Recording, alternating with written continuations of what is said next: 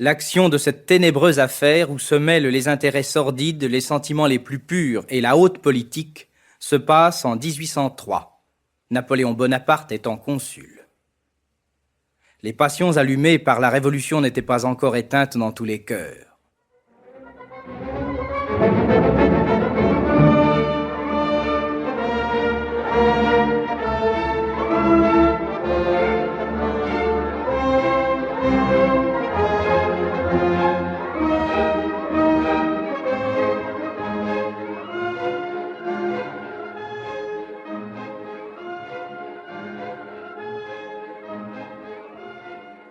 Tu veux tuer des chevreuils, Michu? Oh, ma foi, non, femme. C'est un monstre que je veux pas manquer. Un loup-cervier. Ou donc quel petit? Il rôde autour de l'étang. Il cherche des grenouilles. Hein? François! François! Père? Ah, viens ici, mon gars. Regarde-moi bien, François. Tu dois aimer ton père et ta mère, hein? Bon. T'as quelquefois jasé sur ce qui se fait ici, toi, je le sais. Eh ben, retiens bien une chose.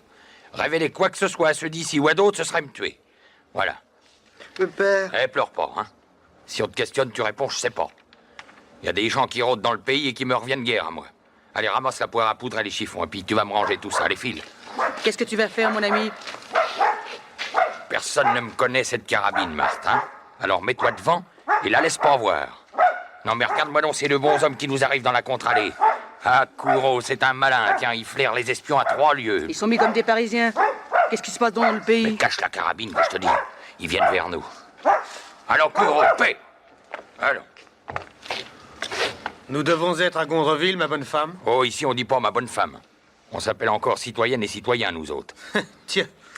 N'appartenez-vous pas au conseiller d'État malin, citoyen? J'appartiens à personne qu'à moi. Enfin, madame, sommes-nous, oui ou non, à Gondreville? Nous sommes attendus au château par monsieur Malin. Eh ben, voilà le parc, tiens. Et pourquoi cachez-vous cette carabine, ma belle enfant? Vous avez donc des loups par ici? Il y a toujours des loups là où il y a des moutons. Vous êtes en Champagne, messieurs. Et voilà une forêt. On a aussi du sanglier. Enfin, on a des grosses et des petites bêtes, quoi. Il y a un peu de tout ici. Corentin, je parie que cet homme est notre Michu. Mais on n'a pas gardé les cochons ensemble, hein? Non, mais nous avons présidé les Jacobins, citoyen. Vous, Arcy, moi ailleurs. Ah. Tu as conservé la politesse de la Carmagnole, mais elle est plus à la mode, mon brave. Le parc me paraît bien grand, nous pourrions nous y perdre. Si vous êtes le régisseur, faites-nous donc conduire au château. François! François, viens là. J'ai affaire dans la forêt. Je peux pas vous rendre ce service moi-même, mais mon gars va vous emmener. Et par où donc vous venez à Gondreville? Vous auriez pas pris par Saint-Cygne? Nous avions, comme vous, des affaires dans la forêt. Ah oui. François. Père. Conduis donc ces messieurs au château par les sentiers, afin qu'on les voie pas. Ils prennent point les routes battues. Allez, bonsoir, citoyen Michu. Au revoir, madame. Bonsoir, messieurs. Ouais. François, viens ici, viens voir. Allez, maintenant, sauve-toi. Puis fais bien attention, hein. Pourquoi tu as embrassé le petit, Michu? Pourquoi? Oh, ma foi, je sais pas trop. Ah bah, ma parole, c'est encore ce vieux sournois de Violette, ça. La 3e fois qu'il passe depuis ce matin. Mais qu'est-ce qu'il y a donc dans l'air? Courons, va-tu te taire, allons! Tiens, Violette. Vous avez donc ben des affaires par ici. Que vous voulez encore? Encore? J'ai un mot de reproche, monsieur Michu. Ah, dites donc, vous comptez pas siffler au moineau avec une pareille clarinette? Vous connaissez point cette carabine-là? Elle a poussé dans un de mes champs, où il vient des carabines. Vous voulez que je vous montre comment que je les sème? Ah, non, non, merci. Et c'est pour garder votre maître que vous avez cette arme de bandit? Et vous en aura peut-être fait cadeau? Oh, je suis pas assez bien avec lui pour être dans sa confidence, moi. Vous l'avez donc pas encore vu? Oh, j'ai su son arrivée qu'à mon retour de ma ronde dans le bois, Et alors. il a envoyé chercher son grand ami, monsieur Grévin, le notaire d'Arcy. Ils vont sans doute tribuner quelque chose. Allons, à vous revoir, monsieur Michu. Ouais, au revoir.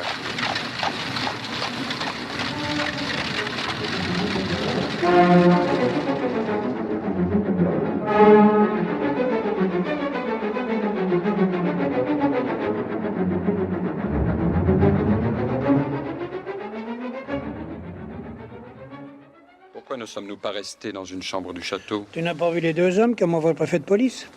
Ce sont les deux bras de Fouché. Corentin, le jeune muscadin, dont la figure ressemble à une carafe de limonade, a mis fin à l'insurrection de l'Ouest en l'an 7 en l'espace de 15 jours. L'autre, Peyrade, est un enfant de Lenoir. Il est le seul qui ait les grandes traditions de la police. J'avais demandé un agent sans conséquence et on m'envoie ces deux brigands-là. Ah, Grévin, Fouché veut sans doute lire dans mon jeu.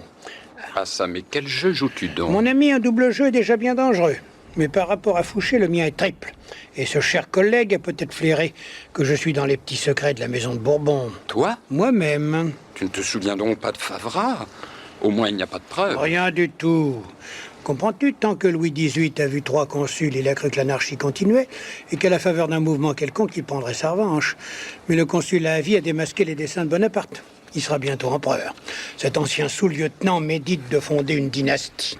Or, cette fois, on en veut à sa vie, et le coup est monté encore plus habilement que celui de la rue Saint-Nicaise. Pichegru, Cadoudal, Moreau, le duc d'Enghien, Polignac et Rivière en sont. Quel ragoût! La France est envahie sourdement. On veut donner l'assaut général. On y emploie le vert et le sec. 100 hommes d'exécution commandés par Cadoudal doivent attaquer la garde consulaire et le consul corps à corps. Eh bien, dénonce-les. Attends, les 2 fils du marquis de Simeuse sont du complot avec les 2 fils du bonhomme d'Auxerre, le tuteur de la comtesse de Saint-Cygne. Ils sont rentrés d'Allemagne. Ils doivent être dans le pays. La comtesse de Saint-Cygne les cache sans doute chez elle en attendant qu'ils rejoignent leurs complices à Paris. Ah, cette jeune personne et ses cousins me donnent bien du souci. Si je marche avec Fouché, je les fais suivre, je les laisse bien se compromettre et je m'en fais débarrasser. Si je marche avec les Bourbons, je les fais protéger discrètement et je les préviens qu'ils sont grillés. Pour l'un ou l'autre système, j'avais demandé des policiers subalternes au préfet. Et Fouché m'envoie alors place de Lascar, que je connais trop bien et dont je pourrais être la première victime si je ne me méfiais point. Viens derrière cet arbre. Il me semble avoir entendu le bruit d'un fusil qu'on arme. C'est Michu. Il est perché dans le tilleul. Je vois sa barbe rousse. Éloignons-nous en restant à couvert. Qu'est-ce qu'il peut bien vouloir? Ce n'est sûrement pas toi qu'il visait. S'il nous a entendus, il ne me reste plus qu'à le recommander au prône. Je vais en toucher 2 mots à Corentin.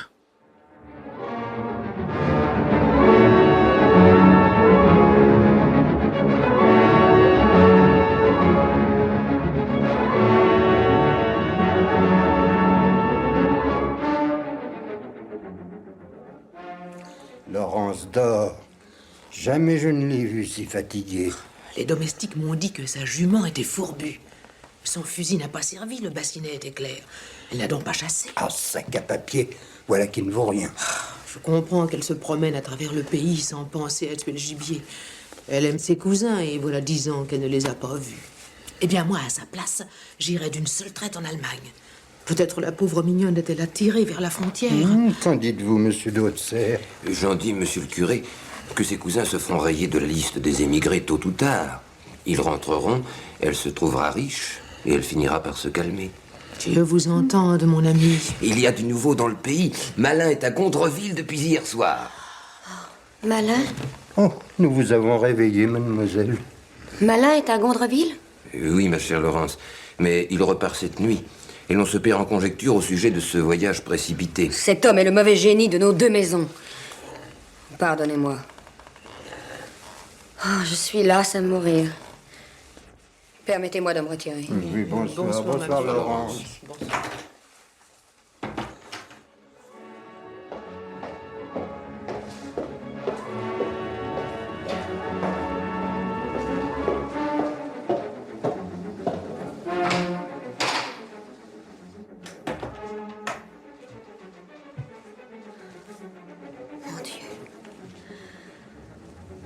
Mon Dieu, les Saint-Cygne et les Simeuses ont grand besoin de votre secours.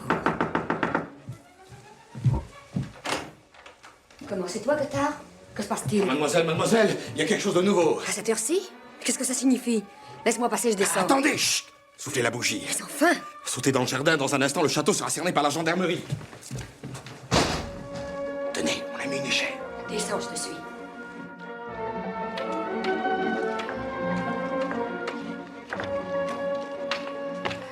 Mademoiselle, Qu'y a-t-il? la conspiration contre Bonaparte est découverte. Mon mari songe à sauver vos 2 cousins. Il m'en va vous dire de vous entendre avec lui.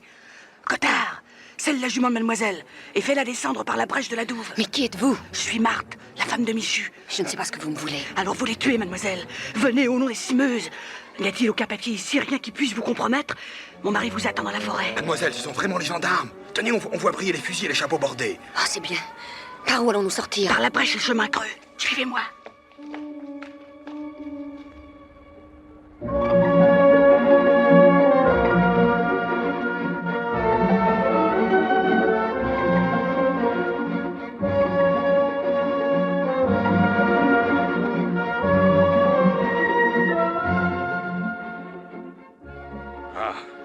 Vous avez bien voulu croire à la parole de Judas, mademoiselle.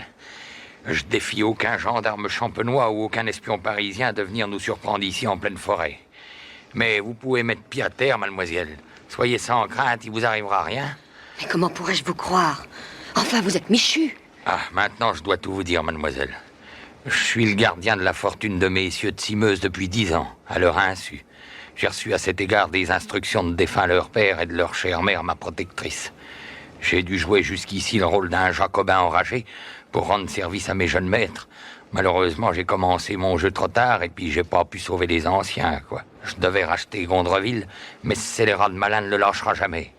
Il y a 4 heures, tiens, je le tenais au bout de mon fusil. Dame, une fois mort, on licitera Gondreville, on le vendra, puis vous pourrez l'acheter.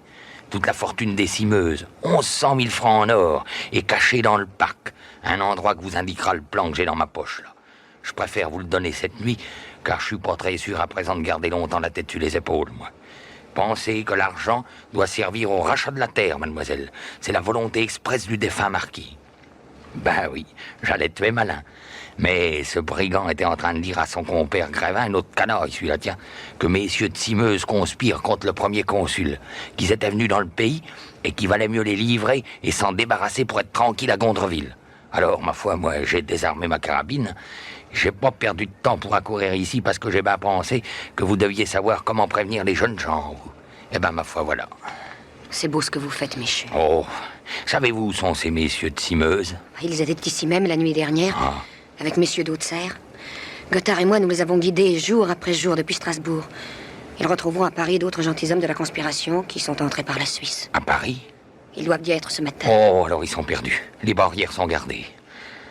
Il faut les rejoindre. Vous les trouverez au-dessus de Lagny, à Couvray. Oui. Ils doivent en sortir au petit jour déguisés en mariniers. Bon. Ils comptent entrer à Paris sur des bateaux. Le garde de Couvray les cache cette nuit dans une baraque abandonnée par les charbonniers. Oui. Trouvez-leur 5 chevaux pour venir en 6 heures de Lagny. 5 chevaux à laisser morts dans un fourré. Et quand ils seront dans la forêt de Nodem, mademoiselle, ne vous inquiétez plus de leur sort. Je les cacherai dans un lieu où même le nez de fouine de ce Corentin ira jamais donner. Maintenant, sans vous commander, mademoiselle, retournez à bride abattue à Saint-Cygne. Et puis, amusez-les un peu. Il me faut le temps de prendre du large à moi. Michu, s'il arrivait malheur à mes cousins, je mourrais. Mais non. Je vivrai assez pour tuer Bonaparte. Eh ben, mademoiselle, nous serons 2 pour ça, le jour où tout sera perdu.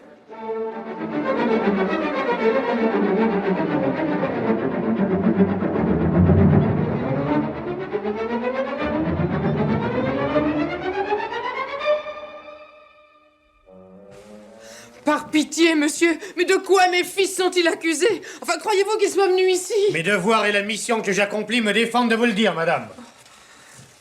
Brigadier, où avez-vous arrêté ce garçon? Dans le chemin qui mène à la ferme. N'est-ce pas le petit domestique de la citoyenne Saint-Cygne? C'est l'écuyer de la comtesse, oui, monsieur. Ah.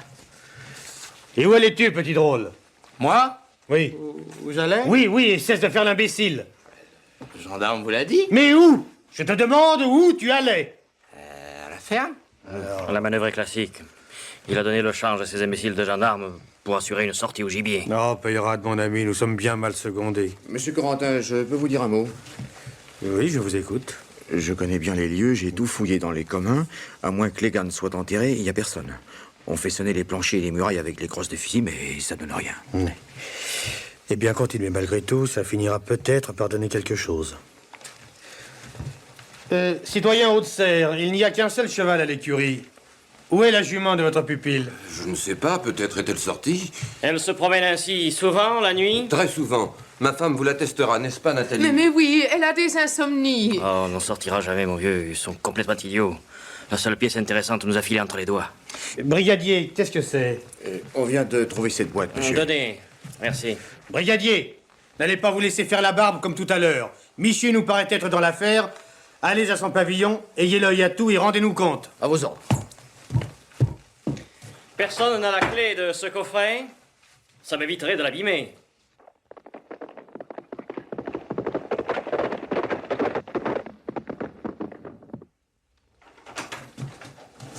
Que signifie ce pillage? Donnez-moi cette boîte et disparaissez. Citoyenne... Vous osez? Oh! Vous regretterez ce coup de cravache, croyez-moi! Lâchez-moi! Sortez d'ici! Laurence! Tenez-vous tranquilles tous! Belle citoyenne, ne m'obligez pas à employer la force contre vous. Promettez-vous d'être sage? Les secrets de cette cassette ne concernent pas le gouvernement. Quand vous aurez lu les lettres qui y sont, vous aurez honte de les avoir lues.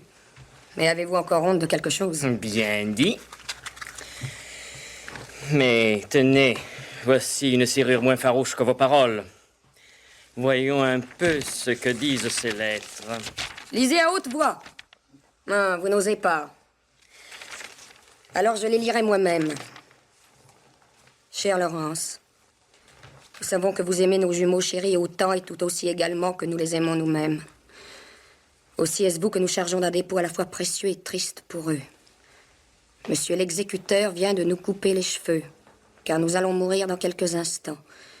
Et il nous a promis de vous faire tenir ces 2 mèches, les seuls souvenirs de nous qu'il nous soit possible de donner à nos orphelins bien-aimés.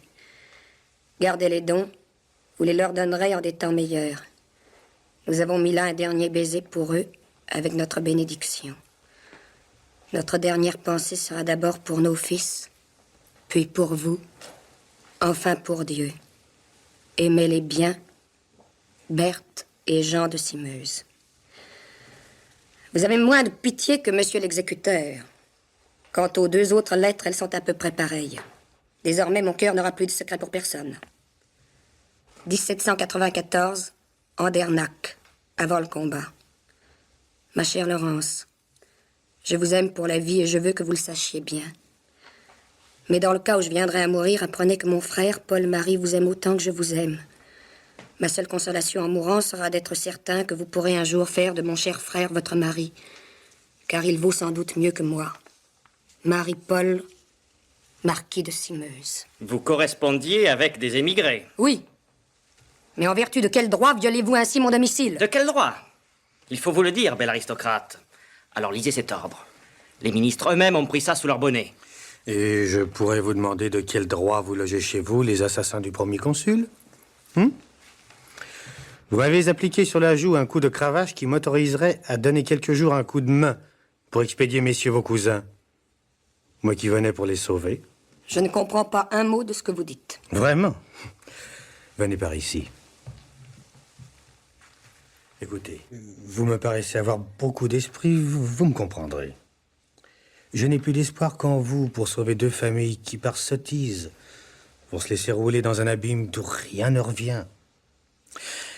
Messieurs de Simeuse et d'Hautserre ont été trahis par un de ces infâmes espions que les gouvernements glissent dans toutes les conspirations pour bien en connaître le but, les moyens et les personnes. Ne me confondez pas avec le misérable qui m'accompagne. Il est de la police. Moi, je suis attaché très honorablement au cabinet consulaire et je suis dans tous ses secrets. On ne souhaite pas la perte de messieurs de Simeuse. Seul malin voudrait les voir fusillés. Mais le premier consul veut les arrêter au bord du précipice. Il aime les bons militaires. Mais enfin, monsieur... Ne vous méprenez pas, je ne veux pas savoir où sont ces jeunes gens. Mais ils ne peuvent être sauvés que d'une seule manière. Le premier consul voudrait faire savoir à messieurs de Simeuse qu'aucune poursuite ne sera exercée contre eux s'ils lui adressent une pétition dans laquelle ils diront qu'ils rentrent en France dans l'intention de se soumettre aux lois, en promettant de prêter serment à la Constitution. Vous comprenez que cette pièce doit être entre ses mains avant leur arrestation et datée d'il y a quelques jours. Et je pourrais en être porteur. Ce secret doit rester entre nous, bien entendu. Ainsi, voyez, j'attendrai jusqu'à demain. Mais méfiez-vous de Peyrade. C'est le valet du diable. Je vais vous ôter une certitude, citoyen, et vous en offrir une autre plus douce. J'avoue que mes cousins et messieurs d'Haute-Serre, dans leur parfaite innocence, comptaient demander l'amnistie promise par vos lois et revenaient à Saint-Cygne. Mais dès que j'ai pu croire que le sieur malin voulait les envelopper dans quelque trahison, je suis allé les prévenir de retourner en Allemagne. Ils y seront avant que le télégraphe de Troyes les ait signalés à la frontière. Si j'ai commis un crime, on m'en punira. Lieutenant Michu! Mon Dieu! Oh, Laurence! Laurence! Elle est évanouie. Aidez-moi à la monter dans sa chambre. Bien joué, Payra, de la donner dans le panneau. Ils vont sur Paris, aucun doute. Je vais changer les ordres. Mesdames, vous pouvez vous coucher, vos gens également. Nous aurons le plaisir de nous revoir demain matin.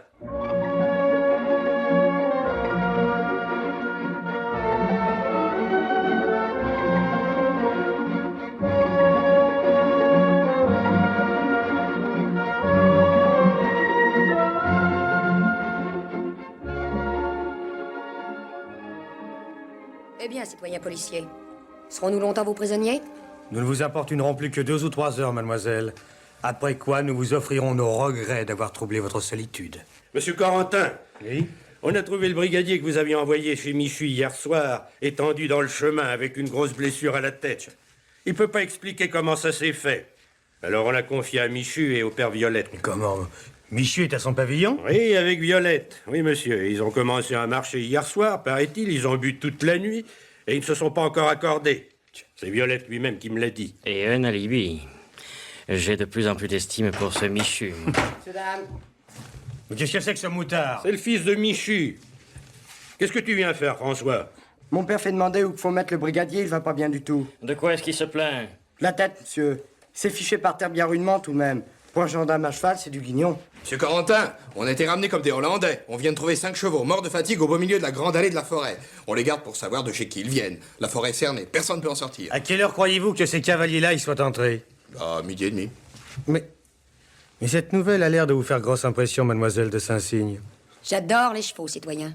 La mort de ces animaux me cause une grande peine. Très bien. Gendarme, que pas un lièvre ne sorte de cette forêt sans qu'on le voie. Je vais visiter ce pauvre brigadier. Au revoir, mademoiselle.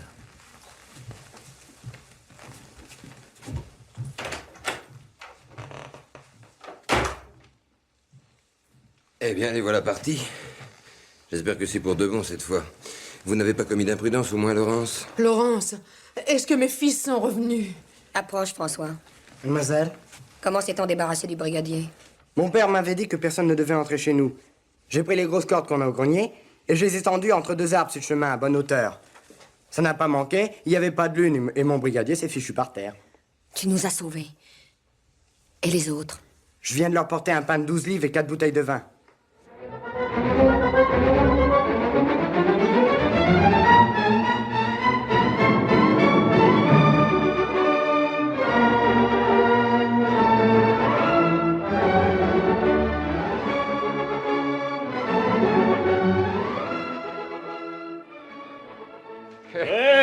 Michu de la visite. Hein?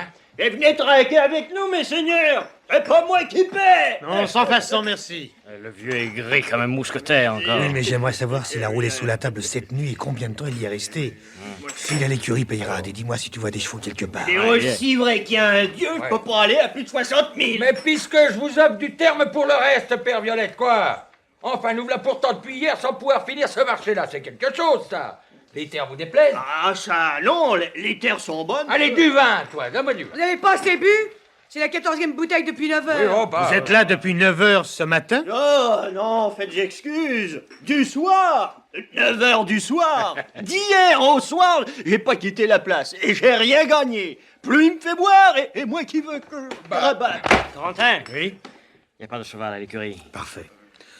Le petit est allé au château de Saint-Cygne sur votre cheval, madame? Non, monsieur, il est à pied. Qu'est-ce que vous avez fait de ce cheval, alors? Je l'ai prêté.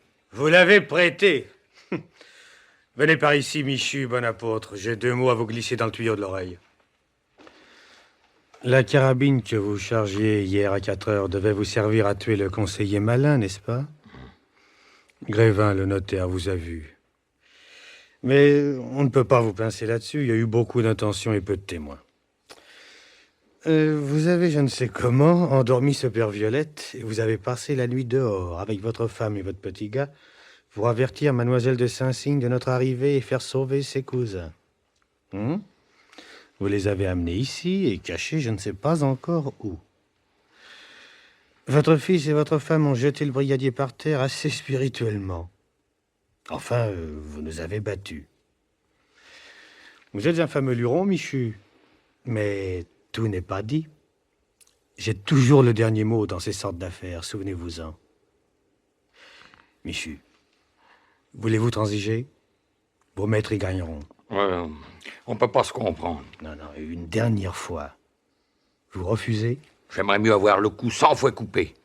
Si on pouvait couper le cou d'un homme 100 fois, tiens, que de me trouver d'intelligence avec un drôle comme toi.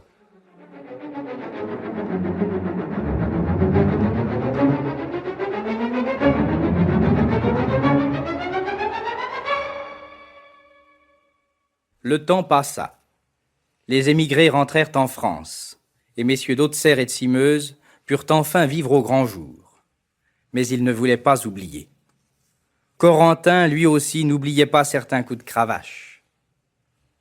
Napoléon se sacra empereur, et les ci-devant se rallièrent en masse au nouveau régime. Vers la fin de février 1806, les familles d'Auxerre et de Simeuse réunies recevaient la visite d'un parent, le marquis de Chargeboeuf.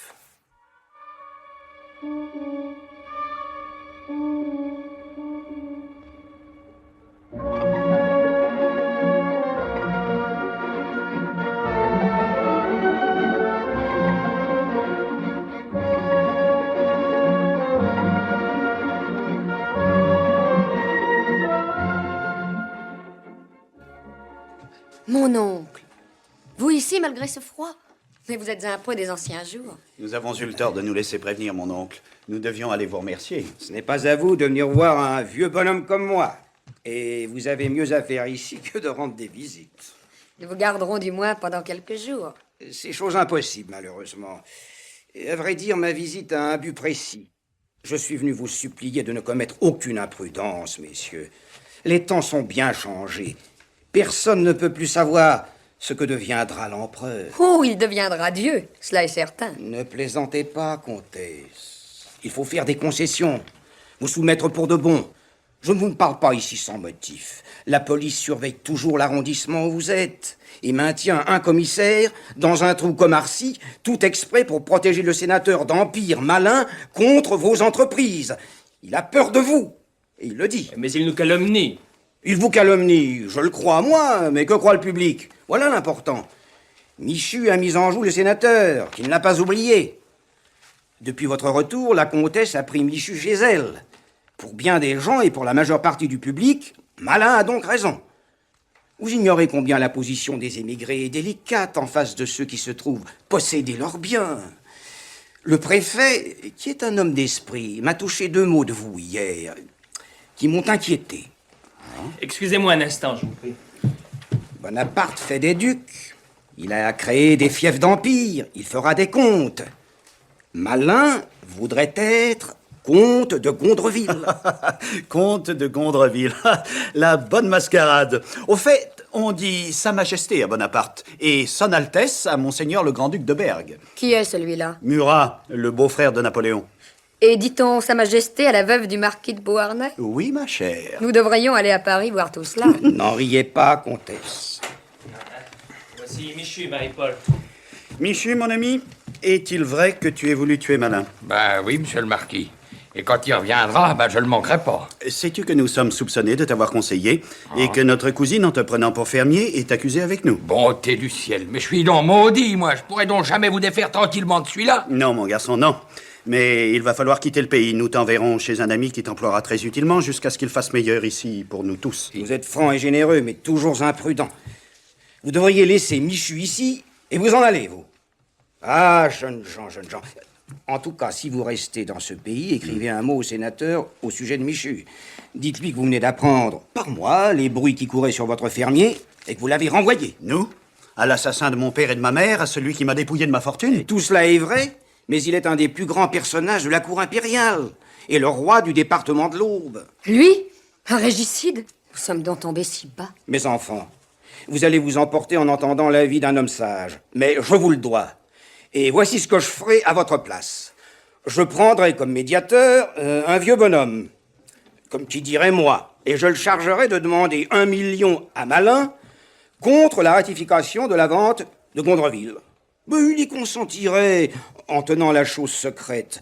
Vous auriez 100 000 livres de rente et vous iriez acheter quelques belles terres dans un autre coin de la France.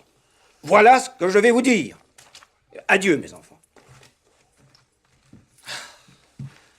Ah, voici tout le conseil que nous devons attendre du chef de l'illustre famille des Chargeboeuf. Accepter l'argent d'un voleur, consacrer de nos mains la victoire d'un meurtrier. Mais qu'avons-nous à faire d'argent? Ne sommes-nous pas riches? Je tuerai Malin. Michu, il y a mieux à faire que de le tuer. Vous êtes assez riche pour acheter Gondreville. Oh, je sais, cela vous semble indigne. Mais je ne veux pas vous voir exposé plus longtemps. Suivez mon conseil, je vous en supplie. Je suis sûr que ce rustre ne refusera pas l'or des Cimeuses. Il est grand temps de retrouver cet or, mademoiselle. Malin vient d'arriver brusquement au château, sans qu'on sache pourquoi. Tout Arcy en cause. Il a laissé sa famille à Paris. Il est accompagné que de son valet de chambre.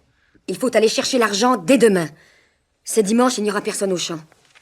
Eh ben, nous prendrons le petit Gothard, vos cousins et puis ces messieurs d'Haute-Serre. En mettant 48 000 francs dans un sac sur chaque cheval, 3 voyages suffiront.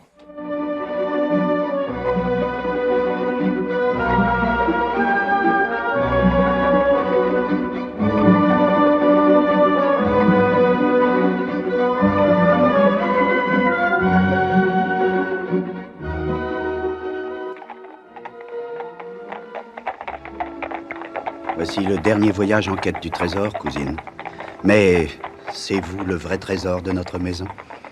Puisque notre fortune va se retrouver, du moins en partie, épousez mon frère Laurence.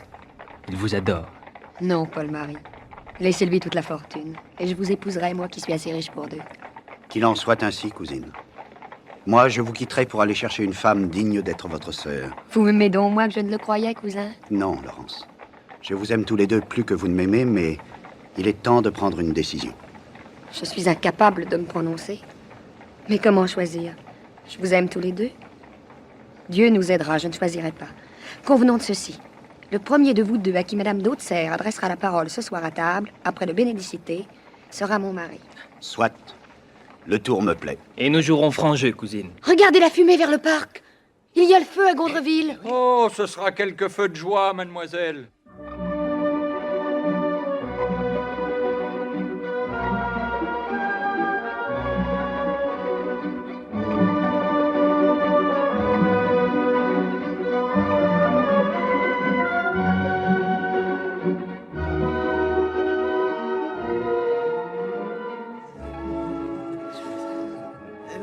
Mais qu'est-ce que vous avez, tous les 5? Il s'est passé quelque chose d'extraordinaire? À qui parlez-vous? À vous tous, ma foi.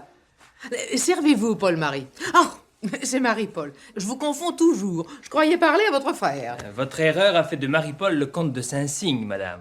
Comment cela? La comtesse a fait son choix. Et voilà un événement. Oh. Nous avons laissé agir le sort. Madame d'Haute-Serre en était l'instrument. Le premier de mes cousins auquel elle adressait la parole ce soir devait être mon époux.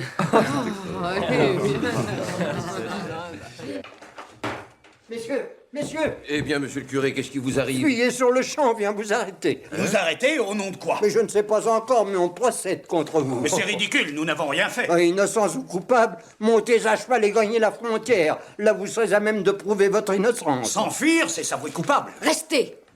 L'honneur et la justice sont avec vous. Toujours de sublimes sottises. Vous avez encore le temps de fuir, mais ratez-vous.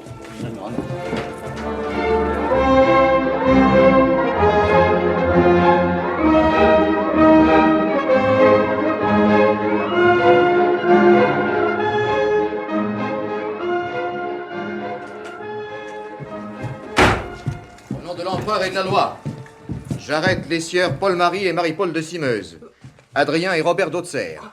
Ces messieurs ne n'iront pas avoir passé une partie de cette journée à cheval. Vous ne m'arrêtez pas? Je vous laisse en liberté sous caution jusqu'à plus ample examen des charges qui pèsent sur vous. Faut-il vous demander d'être ma caution, monsieur d'Haute-Serre? Pardon, comtesse, vous savez que je vous appartiens corps et âme. Messieurs, vous êtes trop bien élevés pour faire une résistance inutile. Mais monsieur, expliquez-nous du moins la cause de ces arrestations. Ces messieurs sont accusés d'avoir enlevé à main armée le sénateur Malin dans son château de Gondreville et de l'avoir séquestré. car nous ne supposons pas qu'il l'ait tué en dépit des apparences. Encore faudrait-il des preuves. Madame Grévin, Monsieur Grévin, le valet de chambre du sénateur et le fermier Violette témoignent qu'ils ont reconnu ces 4 messieurs et Michu dans les 5 hommes masqués qui les ont assaillis au château cet après-midi et qui ont enlevé le sénateur. Monsieur le marquis de Simeuse, un mot, je vous prie. Tout peut encore s'arranger. Ce n'est peut-être qu'une plaisanterie. Que diable. Nous avons tous deux été militaires. Entre soldats, on s'entend. Qu'est-ce que vous avez fait du sénateur? Si vous l'avez tué, tout est dit. Mais si vous l'avez séquestré, rendez-le. Vous voyez bien que votre coup est manqué. Je suis certain que le sénateur lui-même fera étouffer les poursuites. Je ne comprends absolument rien à vos questions. Oh, si vous le prenez sur ce ton, ça ira loin. Chère cousine, nous allons en prison, mais ne soyez pas inquiète. Nous reviendrons dans quelques heures. Il y a dans cette affaire des malentendus qui vont s'expliquer. Je le souhaite pour vous, messieurs.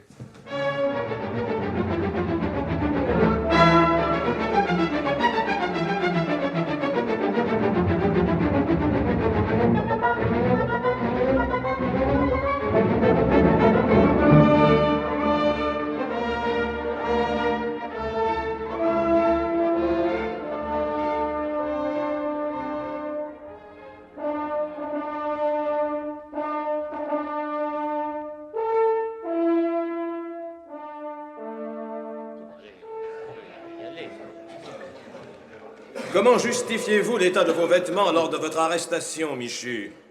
La cour et le jury aimeraient que vous leur donniez quelques précisions sur ce point. J'étais allé au château, parler à Monsieur Daudeserre, et je me suis laissé tomber dans la brèche en rentrant chez moi. J'y voyais plus clair. Je me suis, pour ainsi dire, colleté avec les pierres qui boulaient sous moi quand je m'en aidais pour monter le chemin creux. Voilà une explication très satisfaisante. Mais il y avait du plâtre sur vos vêtements. Et le domestique Gothard vous apportait un sac de plâtre quand on vous a arrêté. Vous lui avez dit à cet instant de le remporter, que le travail était fini. De quel travail était-il question? Monsieur Daudeserre m'avait demandé de sceller un poteau de la barrière du chemin creux. Oui, Allons, Michu, avouez-le. Ce n'est pas un poteau que vous avez enterré. Et croyez-vous que ce soit le sénateur? Je demande formellement à monsieur l'accusateur public de s'expliquer sur ce chef. Michu est accusé d'enlèvement, de séquestration et non de meurtre. Le code interdit d'introduire aucun chef nouveau dans les débats. L'auriez-vous oublié?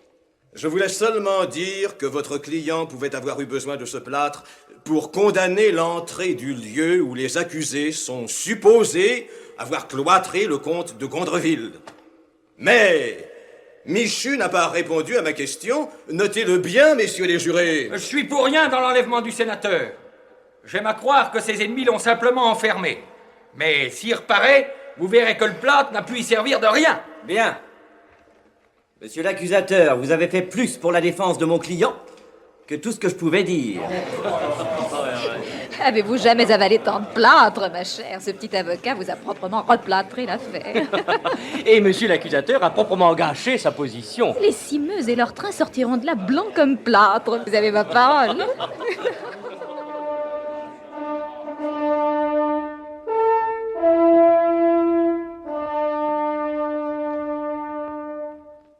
Donc, vous reveniez vers le château, mademoiselle de Saint-Cygne. En effet. Je traversais la forêt, j'ai vu la fumée dans le parc et j'ai cru à un incendie. Puis en arrivant à la grille, j'ai pensé qu'on brûlait seulement des herbes. Cependant, je me suis souvenu plus tard d'une particularité que je livre à l'attention de la justice. J'ai trouvé des débris semblables à ceux de papier brûlé emportés par le vent.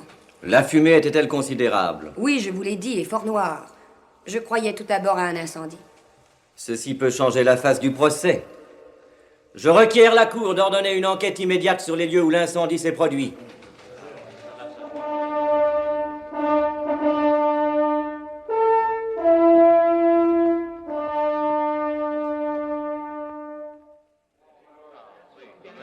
Où est le corps du délit, messieurs? Où est le sénateur? Vous nous accusez de l'avoir claquemuré, scellé même avec des pierres et du plâtre. Mais alors, nous savons seuls où il est. Et comme vous nous tenez en prison depuis 23 jours, vous êtes cause qu'il est mort faute d'aliments. Mais s'il vit, nous avons des complices. Si nous avions des complices et si le sénateur est vivant, ne le ferions-nous donc point paraître? Les intentions que vous nous supposez une fois manquées, aggraverions-nous inutilement notre position? Nous pourrions nous faire pardonner par notre repentir une vengeance manquée, et nous persisterions à séquestrer un homme de qui nous ne pouvons rien obtenir. N'est-ce pas absurde? Remportez votre plâtre, monsieur l'accusateur. Personne ici n'en a l'utilité. Car nous sommes ou d'imbéciles criminels, ce que vous ne croyez pas, ou des innocents victimes de circonstances inexplicables pour vous comme pour nous.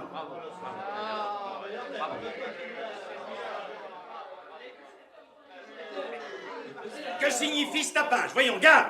Le sénateur est retrouvé!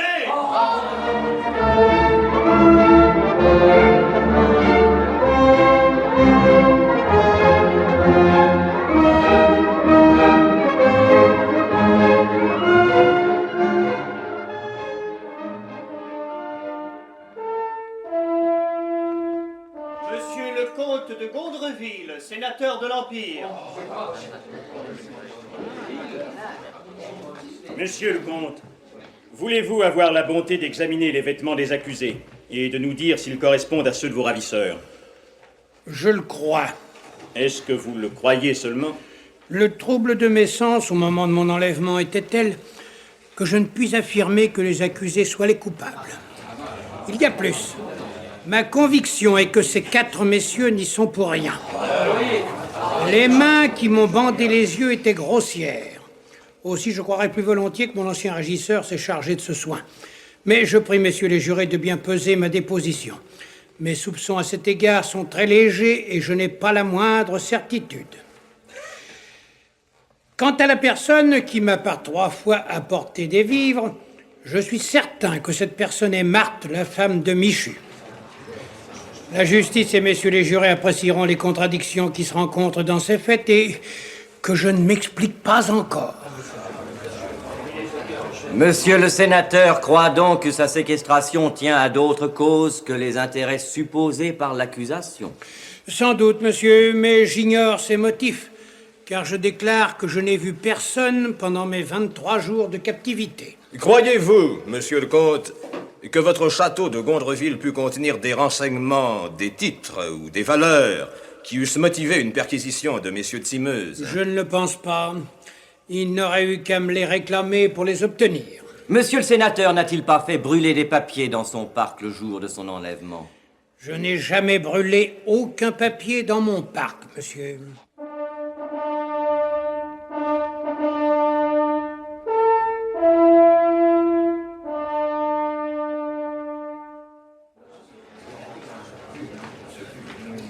D'après les différentes réponses du chef du jury, la Cour condamne Adrien et Robert d'Hautesserre à 10 ans de travaux forcés, Paul-Marie et Marie-Paul de Simeuse à 24 ans de travaux forcés, et Michu à la peine de mort.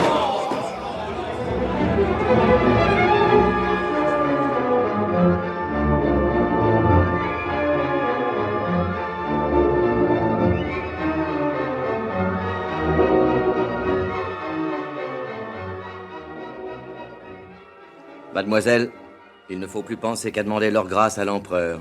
Leur grâce? Et à un Bonaparte? Y songez-vous, monsieur Bourdin? Monsieur le marquis de Chargeboeuf n'est-il pas un peu ami avec monsieur de Talleyrand? Moi-même, j'ai eu quelquefois l'occasion de rendre service à ce prince.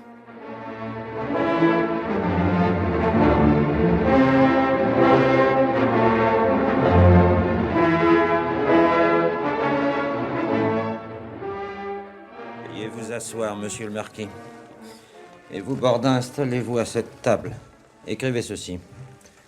Sire, 4 gentilshommes innocents, déclarés coupables par le jury, viennent de voir leur condamnation confirmée par votre cour de cassation. Votre Majesté impériale ne peut plus que leur faire grâce.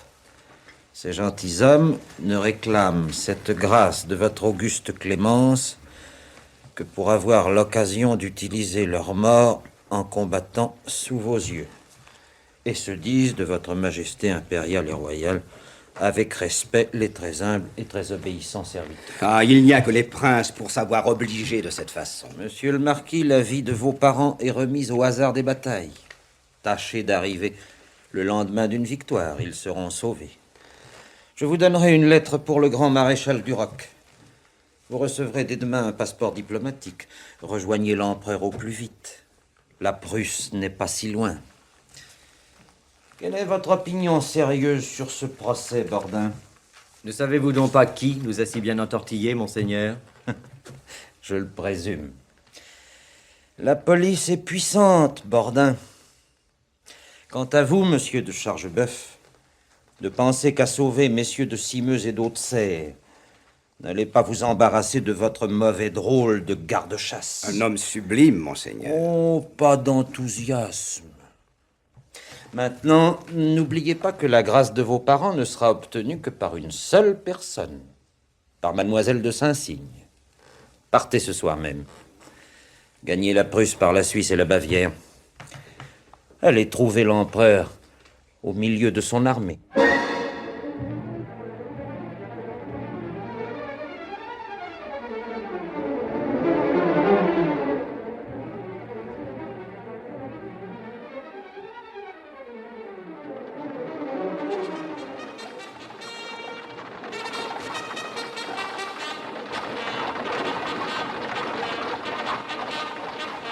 Cocher, quelle est cette rivière?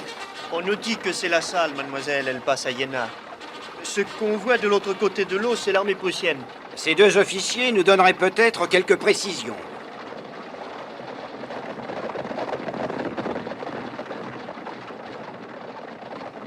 Ayez la bonté de nous dire où nous sommes, messieurs. Nous craignons de nous égarer. Vous êtes en avant de l'avant-garde de l'armée française, madame. Mais vous ne pouvez rester ici. Si l'ennemi fait un mouvement et que l'artillerie donne, vous serez prêt entre deux feux. Quoi? Comment cette femme se trouve-t-elle là? J'ai une dépêche importante des ministres pour le grand maréchal Duroc. Donnez, monsieur, je suis le maréchal. Oh, monsieur, vous serez notre protecteur. Il faut que nous parlions à l'empereur. Parlez à l'empereur, y songez-vous, à la veille d'une bataille. Vous avez raison. Je ne dois lui parler qu'après-demain. La victoire le rendra plus doux. Venez par ici, Duroc. Le maréchal Lannes prendra position avec tout son corps, en avant. Le maréchal Lefebvre et la garde occuperont ce sommet. Faites transmettre les ordres, Berthier. Roustan, je passerai la nuit sur le plateau. Sa Majesté va dîner sans doute à son bivouac. Quand j'aurai vu ce dont il s'agit, je vous ferai savoir si vous pouvez lui parler.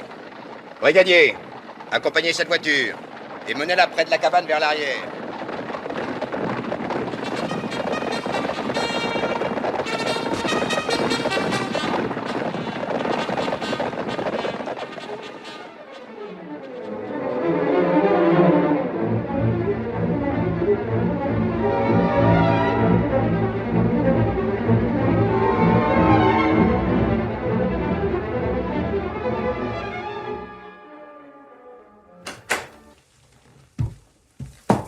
La comtesse de Saint-Cygne demande à vous parler, sire. Qu'elle entre.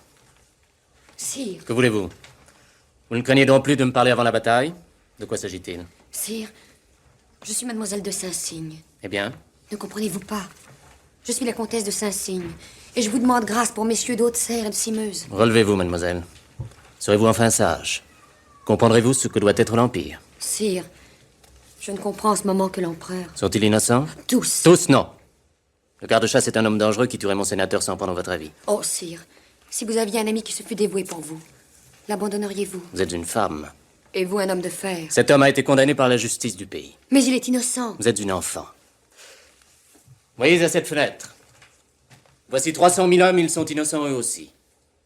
Eh bien, demain, 30 000 de ces hommes seront morts. Morts pour leur pays. Il y a chez les Prussiens peut-être un grand mécanicien, un idéologue, un génie, qui seront moissonnés. De notre côté, nous perdrons sans doute de grands hommes inconnus. Moi qui vous parle, je verrai peut-être mourir auprès de moi mon meilleur ami. Ensuite, est-ce que je vais accuser Dieu? Non, certes. Je vais me taire. Sachez, mademoiselle, qu'on doit mourir pour les lois de son pays, comme on meurt ici pour sa gloire. Vous êtes monsieur de Chargeboeuf? Oui, sire. Vous avez des enfants? Beaucoup d'enfants, sire. Pourquoi ne me donneriez-vous pas un de vos petits-fils? Ils seraient de mes pages. Allez, Retournez en France, mes ordres vous suivront. Sire, la cavalerie de la garde et celle du grand-duc de Berg ne pourront pas rejoindre avant midi. N'importe, il y a des heures de grâce pour nous aussi. Sachons en profiter.